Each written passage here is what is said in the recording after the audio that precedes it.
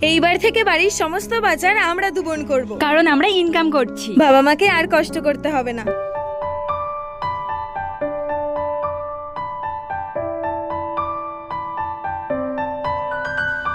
বাজার করা কি কষ্টের বল? আমরা একদিন বাজার করেই হাঁপিয়ে গেছি। তাহলে ভাব, বাবা মা এতগুলো বছর কত কষ্ট করেছে। উফ, প্রচন্ড রোদ আর গরম। আইসক্রিম খাবি? হ্যাঁ চল। জীবনটা পুরো ঠান্ডা হয়ে গেল বল।